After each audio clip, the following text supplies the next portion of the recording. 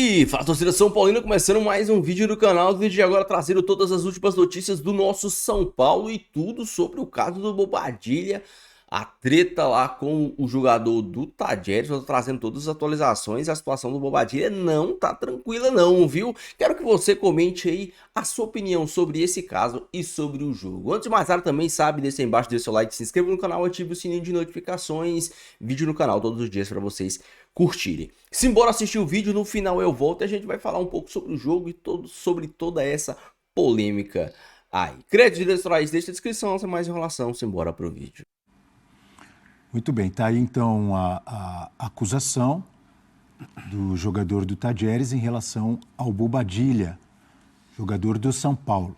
A gente está aqui com o doutor João Marcelo Costa, que é um advogado criminalista e também do direito esportivo, para a gente conversar, para ele elucidar, nos explicar aí o que pode acontecer num caso como esse. Doutor João Marcelo, muito bom dia, obrigado por estar conosco. Bom dia, Abel, bom dia, Eugênio, Mariana, professor Celso. Um prazer estar aqui com vocês, uma pena que as circunstâncias sejam essas, né? Examinando o ocorrido ontem, né, a gente vê a fala do jogador Navarro, do Tajeres, e vê a preocupação e a emoção dele com o ocorrido, e claro que a gente tem que tratar com toda a seriedade um episódio como esse, né? Imagino que vocês tenham perguntas, mas só para ser de uma forma geral, né, é evidente que confirmado, claro, estou aqui considerando a presunção de inocência do Bobadilla, mas confirmado o ocorrido, esse fato tem repercussão tanto criminal quanto desportiva, né? A repercussão criminal, por ser um fato ocorrido em território brasileiro, esse enquadramento típico, né, para uma ofensa de xenofobia equiparada ao racismo é do crime de injúria racial, confirmada as falas que teriam sido proferidas pelo atleta Bobadilla. No campo desportivo, por ser uma competição da Conmebol, seria uma infração ao Código Disciplinar da Conmebol, de injúria contra a origem de um outro atleta ofendendo a origem de outro atleta, e que também tem uma previsão de suspensão, né? Portanto, são duas dimensões possíveis de repercussão jurídica para esse mesmo fato. Doutor João Marcelo, o senhor acaba de citar, né, que obviamente tem o direito de defesa, o Bobadilla, o jogador do São Paulo, e aí eu imagino que entra sempre naquela mesma esfera, em relação aos diversos casos de racismo contra negros, de ter que provar. Quem está fazendo a acusação terá que provar ali e tal, e o outro tem o direito de se defender. Então, nesse caso, por exemplo, se não forem encontradas imagens que provem o ocorrido, fica normalmente a palavra de um contra o outro, não havendo provas, não tem como seguir o caso com a acusação, é isso? Exatamente, Abel. Esse tipo de apuração, como eu disse, tem repercussão em duas esferas, né? Então a Conmebol vai ter uma apuração e a Polícia Civil de São Paulo vai ter uma apuração. É claro que elas podem conversar entre si, né? Em crimes assim, que são ofensas verbais, a gente depende, numa apuração de qualquer natureza, de testemunhas de outras pessoas que estejam dispostas a corroborar o ocorrido. É claro que se o depoimento do jogador passa uma veracidade do jogador Navarro, né, que teria sofrido a ofensa racial xenofóbica, se o depoimento dele é totalmente confiável e convincente, uma autoridade policial pode se dar por satisfeita sem ouvir uma testemunha que corrobore o que ele disse. Tá? Mas a gente está falando aqui de especulações, né? A gente tem que ver nesse procedimento policial e no procedimento da Conmebol que outros elementos de prova, né, vão surgir para, de fato, confirmar esse ocorrido e, se for o caso, em vez de resultar no arquivamento, resultar numa punição, uma condenação, enfim, do atleta Bobadilla. Agora, doutor, a ausência do flagrante, se tratando de um caso inafiançável, né, como o caso de xenofobia e de racismo, te parece que o Bobadilla poderia ter sido orientado ali pelo próprio São Paulo ou algum advogado para, de fato, assim que o jogo acabar, ele já ir embora? Porque até por orientação da Conmebol, os jogadores eles precisam passar pela zona mista. E o Bobadilla foi embora direto do jogo. Você acha que isso pode ter, de fato, interferido ali? Porque se acontece o flagrante, a história poderia ter sido outra, é isso? Oi, Mariana, bom dia. Bom dia. Então, eu não tenho nenhum elemento para dizer se aconteceu ou não essa orientação de um advogado no caso concreto, né? É evidente que, num caso abstrato, se você tem ali a possibilidade de um flagrante e seu cliente já está se retirando do estádio, um advogado pode orientá-lo, de alguma forma, a acelerar isso. Mas eu não tenho nenhum elemento concreto nesse caso específico, né, para dizer que isso ocorreu. Tá? E, de todo modo, não ter configurado esse flagrante ontem não impede, de forma alguma, uma apuração, tanto policial quanto pela Conmebol. Então, por mais que se entendesse que era o caso de flagrante ontem e não tenha sido dada uma prisão de flagrante ontem, enfim, algo do tipo, essa ocorrência vai ser registrada, e inclusive por conta da repercussão e do interesse da imprensa e do atleta vítima, né, haverá uma apuração em âmbito criminal, em âmbito desportivo, ao que tudo indica. Doutor João, no caso de racismo, a gente sabe que o que diferencia a injúria é você fazer uma ofensa ou ao indivíduo ou a uma coletividade. No caso, se confirmarem as palavras do Navarro, houve uma ofensa a uma coletividade. Nos casos de xenofobia também há essa diferença? O raciocínio é parecido. Eu só faria um apontamento aqui. É como você falou, professor Celso, exatamente isso. Um crime de racismo ele é uma ofensa a uma coletividade e um crime de injúria racial é uma ofensa a um indivíduo, né? Tem essa diferença. No caso aqui, pelas aspas que a imprensa circulou, que o jogador teria narrado, né? Apesar de, claro, ele também ofender a uma coletividade, a todo um povo, né? A ofensa era dirigida objetivamente a um atleta. Então, eu entendo que o enquadramento seria, sim, de injúria racial. É óbvio que, ao ofender um atleta por sua nacionalidade, você também está ofendendo todo o seu povo, claro. Mas, diretamente, né, o alvo daquela ofensa, objetivamente, era o atleta. Portanto, eu entendo que, se confirmado o ocorrido, seria caso, sim, de injúria racial e não do crime de racismo. O que, comparativamente, agora, ameniza uma possível punição. Teve uma mudança recente, então, estamos falando de um fato praticado no Brasil, portanto, Código Penal e leis brasileiras, né? Teve uma mudança recente que agravou um pouco, justamente por haver uma diferença histórica entre o crime de racismo e o crime de injúria racial. A pena de injúria racial foi aumentada, né? Você tem pena prevista de 2 anos a 5 anos de prisão, tem uma longa trajetória até você definir uma pena aqui, ou mesmo uma denúncia, então a gente está falando de, se confirmado, se houver uma condenação, uma pena criminal de 2 a 5 anos que pode ser convertida em prestação de serviços comunitários, algo do tipo, né? Então, mas essa diferença de capitulação entre o crime de racismo contra a coletividade e o crime de injúria racial contra o indivíduo já foi maior, né? Já houve uma diferença maior.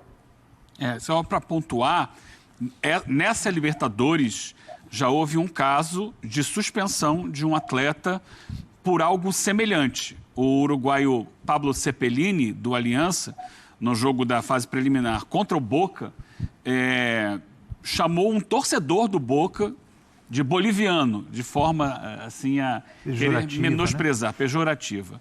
E no caso, a prova foi o depoimento de um jornalista argentino, e ele está suspenso por 4 meses pela Conmebol. É engraçado porque, assim, o senhor está dizendo, né, doutor, que fica entendido como injúria racial. Não sei se a Conmebol entende da mesma forma, se ela entende como xenofobia e tal, mas ela aplicou uma punição mais grave do que normalmente tem aplicado nos casos de racismo por parte de torcedores. É verdade, talvez, se fosse uma coisa de jogador, fosse um pouco diferente. Mas já a punição de 4 meses, ele não jogou essa fase de grupos, apesar do time ter se classificado, e alertando expressamente para o caso de uma reincidência de uma punição muito mais grave. Isso está no texto de punição da Conmebol. Seria o caso semelhante, esse caso do Bobadilla? O senhor imagina que a Conmebol vá tomar uma decisão parecida com a que fez com o Cepelini? Eugênio, ótima sua pergunta. A Conmebol, por regra, para todo fato, por possivelmente para toda infração praticada num dos seus torneios, racismo ou qualquer outra infração, xenofobia, ou jogar uma garrafa em alguém, enfim, qualquer infração, abre um expediente disciplinar para apurar e, se confirmada uma culpa e uma responsabilidade, condenar aquela pessoa que está sendo investigada ou aquele clube. Nos casos de racismo, a Conmebol tem uma infração específica no artigo 15.1 do seu Código Disciplinar, que é para o jogador que comete racismo, xenofobia, qualquer tipo de discriminação contra outro atleta. E, de fato, a pena mínima para um jogador que comete uma infração desse tipo, né, contra outro atleta é 4 meses ou 10 jogos. Né, e aí a Conmebol escolhe o que vai se adequar melhor à situação do caso concreto. Então, essa é a pena mínima que a Conmebol prevê para um atleta que desfere esse tipo de ofensa contra outro atleta. Tá? Então, é justamente esse o caso do Cepelini. Eles apuraram, não tinha essa informação da testemunha ser um jornalista, e como eu disse, a testemunha pode ser qualquer um, né? Não precisa ser um atleta, enfim, depende das circunstâncias, desde que, claro, tenha algum vínculo com o fato, né? E a pena mínima para essa infração, um atleta praticando contra outro, é de 10 jogos ou 4 meses a critério da Conmebol. No caso do Cepelini foi contra o torcedor. E desculpem... No torcedor, sim. Mas a infração dá no mesmo, né? Que seja praticada por um jogador numa competição da Conmebol, independentemente da vítima, esse jogador fica sujeito a essa pena. É a mesma infração. E aí a Conmebol não faz essa diferenciação entre contra uma coletividade ou contra um indivíduo, né? Ela bota como atos discriminatórios por cor da pele, raça, origem, etnia, etc. Então aqui a gente estaria, em tese, diante de um ato de um jogador contra outro, em razão da sua origem, nacionalidade e tudo mais. E por isso, essa pena aplicada por Cepelini pode, confirmado que os fatos ocorreram, dessa forma, né, sempre respeitando a presunção de inocência, mas também não desvalorizando a narrativa da vítima, apenas dizendo no momento que a gente está, né, essa punição do Cepelini, em tese, também pode ser aplicada ao atleta de São Paulo por conta dos fatos que ocorreram ontem. Na minha opinião, não sei se vocês concordam, o doutor, vocês aqui, uma pena que afeta mesmo o autor ali da injúria racial, do racismo, da xenofobia, porque pena mínima de 4 meses ou 10 jogos, né? Diferente de algumas penas que a gente já cansou de ver, multa, não sei o que não afeta nada, essa afeta. O cara ficar no mínimo, ou no caso do Cepelini, por exemplo, ele foi suspenso 4 meses, é isso? 4 meses. 4 meses, é a pena mínima. Esse tipo de pena, sim, afeta o cara que comete lá o ato. Claro. Né? Porque ficar 4 meses, praticamente, você perde, dependendo da época da punição, você perde a competição inteira. Ele jogou a fase dos grupos toda. Então, é uma coisa que é para afetar mesmo o cara, para ele pensar 2 vezes antes de fazer esse tipo de coisa, né? Quero agradecer ao doutor João Marcelo Costa, trazendo vários esclarecimentos importantes, como a possibilidade de pena desportiva ou criminal. Também, quando eu perguntei ali sobre a questão das imagens, não só imagens ou áudio podem provar, às vezes um testemunho, né? Ouvindo alguma testemunha, enfim, ou o juiz ali ouvindo o próprio esclarecimento, a própria acusação e vendo veracidade nela, pode decidir também. Enfim, vários esclarecimentos importantes. Eu quero agradecer ao doutor João Marcelo Costa por estar conosco participando do nosso F360. Obrigado e bom dia, doutor. Obrigado, Abel, Eugênio, Mariana, professor Celso. Estou à disposição de vocês. Sou um fã de esporte, agradeço a participação e estou à disposição. Bom dia. Bacana. Agora, Abel, me preocupa o que o São Paulo fará sobre isso, com isso. Porque é um atleta do clube que cometeu um crime, que atingiu uma nação que, de fato, sofre muito com o xingamento dele, né? Com a atitude dele. A gente tem um relatório super recente da ONU que aponta a Venezuela como o país da América do Sul que mais tem indivíduos passando fome. 6,5 milhões de pessoas passam fome, de fato, na Venezuela. Me preocupa o que o São Paulo fará com o atleta e com o assunto. É claro que precisa ser apurado. Cometer um crime é o que pode ter cometido ou que está sendo acusado, né? Será apurado, enfim, né? Precisa também partir, como o próprio advogado falou conosco, né, da presunção de inocência, tudo bem. Mas precisa o São Paulo se colocar também à disposição como talvez o maior, né, interessado no assunto para ajudar a justiça. E não ali, o comportamento do Zubeldia, para mim, ali, ele foi lamentável. E é muito triste o jeito que nós nos vemos, né? Nós, sul-americanos, é um jogador paraguaio em relação ao jogador venezuelano. O Paraguai está longe de ser um país rico. Está longe de ser um país livre de fome. E ainda que fosse. Ainda que fosse, mas eu estou colocando assim. Você vê o preconceito, né? Você não pode atacar. Alguém que passa, assim, com certeza, ele deve conhecer pessoas do Paraguai que passam por dificuldades também. Claro. E ele quer se mostrar uma superioridade sobre o outro. Ele deve conhecer, inclusive, esse dado que a Mari deu. Ele deve, né? É fundamentado nisso que ele faz essa colocação. Me lembrou o livro do Eduardo Galeano, As Veias Abertas da América Latina. Excelente livro. Quando você acaba de ler, você percebe que o único culpado não é o mundo desenvolvido. Somos muitos de nós, daqui de dentro, que possibilitamos isso em subcamadas de preconceito, né? Entre nós mesmos, nós, irmãos sul-americanos, paraguaios, venezuelanos, brasileiros, negros, brancos. E é muito triste ver isso em pleno século XXI. Um português claro, numa linguagem popular, como se o Paraguai fosse uma Suíça. Mesmo que fosse, não dá o direito à pessoa de falar esse tipo de coisa. E repetindo aqui, Bobadilla está sendo acusado, pode ter cometido esse ato e tudo isso será apurado ainda. Se realmente cometeu, é deprimente. Rápido intervalo, daqui a pouco a gente volta para falar muito mais de... Sabe, nos comentários aqui dos vídeos e mesmo nas redes sociais, eu acho que o bom da torcida do São Paulo é que poucos torcedores passam pano para as coisas de erradas que acontecem. Desde um dirigente tomando uma atitude errada até um jogador tomando uma atitude errada. Ontem, caso isso tenha acontecido, realmente é algo lamentável que não apaga mais uma partida bem fraca que o São Paulo fez, por sinal, mas foi suficiente para vencer do Talleres, que é um time, uma equipe bem fraca. Mas ainda me surpreende que aqui nos comentários e nas redes sociais ainda tenha pessoas, ou existem pessoas que falam: o que acontece no campo morre no campo, o futebol tá muito mimizento, futebol isso, futebol aquilo. Sendo que isso é a mesma coisa de você ir na Argentina e sofrer com o que eles fazem com a gente. Eu mesmo aqui, dos meus tempos livres, eu acabo jogando alguns jogos online e sempre que eu caio contra argentinos, jogadores sul-americanos, principalmente argentinos, a gente sofre uma grande discriminação. Na cara dura. Seja em jogos online, seja em jogos presenciais, você sai daqui do Brasil e vai pra Argentina. E quando a gente sofre o preconceito, é revoltante. Mas quando parte de nós o preconceito, aí de boa. Aí é mimimi. E nem partiu de nós, tô falando de nós brasileiros, mas partiu de nós, São Paulo Futebol Clube. O São Paulo Futebol Clube não pode compactuar com esse tipo de coisa. Infelizmente.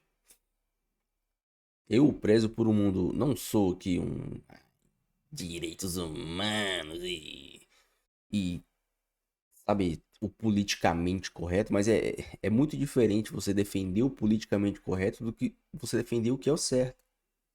Ele poderia ter feito a famosa frase que desaba qualquer jogador, em vez dele falar isso.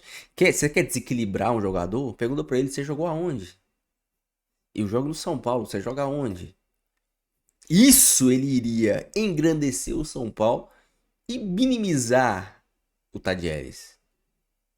Mas ao invés disso, ao que tudo indica, ele falou coisas errôneas.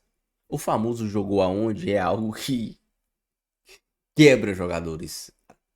Quebra e vai quebrar durante muitos anos. Que é um argumento bem válido. Vai ser apurado e vamos ver aí.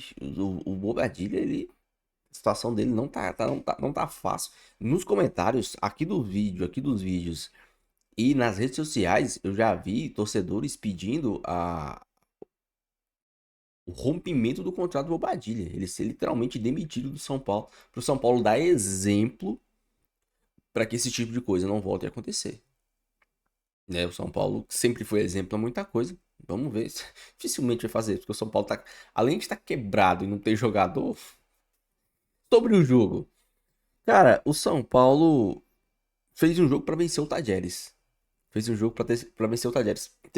Ontem eu fiz o vídeo pós-jogo aqui, falei que, pô, vocês viram onde o Luciano pegou a bola e como o Luciano jogou bem, jogando mais próximo do gol.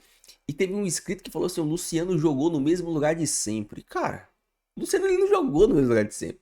Até, vamos dizer assim, não